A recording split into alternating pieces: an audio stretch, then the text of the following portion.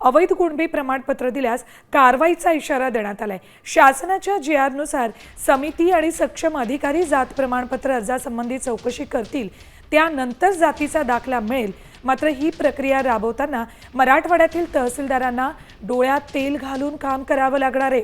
शासकीय अध्यादेशाच्या बाहेर जाऊन कुणबी दाखला दिला तर संबंधित अधिकाऱ्याची चौकशी होईल, असंही तहसीलदारांना सांगण्यात आलंय।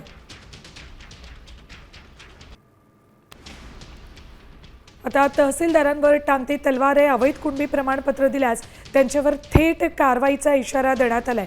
GR नुसार समिती आणि सक्षम अधिकारीच जात प्रमाणपत्राच्या अर्जासंबंधीची चौकशी करणार आहेत आणि त्यानंतरच पुढची प्रक्रिया राबवली जाणार आहे।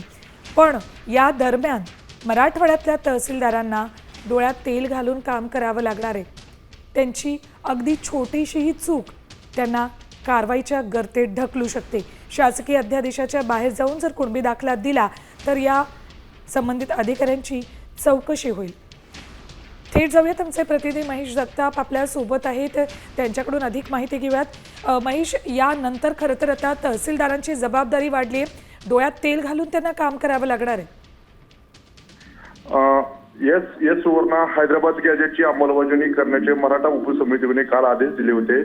राज्य सरकारने काढलेल्या शासन आदेशानुसार समिती आणि सक्षम अधिकारी जात प्रमाणपत्र अर्जासंबंधी चौकशी करतील, त्यानंतर त्यांना जातीचा दाखला देण्याचाही निर्णय घेण्यात येईल। मात्र ही प्रक्रिया राबवताना सक्षम प्राधिकारी म्हणून काम करताना मराठवाड्यातील तहसीलदारांना डोळ्यात तेल घालून काम करावे लागणार आहे। याबाबत राज्यातील वरिष्ठ व प्रमुख नेत्यांकडून आलेल्या सूचनांनुसार मराठवाड्यातील सर्व जिल्हाधिकाऱ्यांनी तहसीलदारांना तोंडी आदेश देताना मानक कार्यप्रणाली म्हणजेच SOP नुसार काम करण्यात यावे असे आदेश देण्यात येणार आहेत।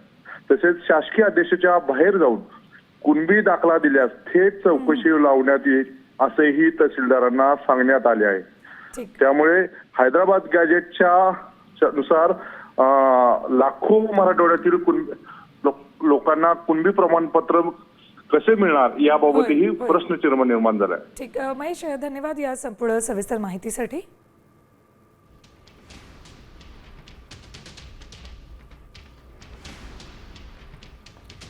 बघा, जात प्रमाणपत्राबाबत सरकारनं कठोर पावलं उचलायला सुरुवात केली आहे। कुणबी नोंदी असणाऱ्यांनाच कुणबी प्रमाणपत्र द्या असे आदेश दिलेत। नोंदी न पाहता अवैध प्रमाणपत्र दिली तर तहसीलदारांवर कारवाई होणार आहे।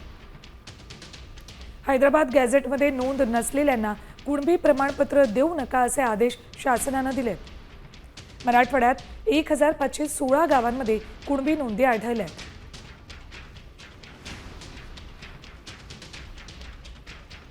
आता isakal.com आहे देशातील नंबर 1 ची मराठी न्यूज वेबसाईट। प्रत्येक अपडेटसाठी isakal.com ला नक्की भेट द्या।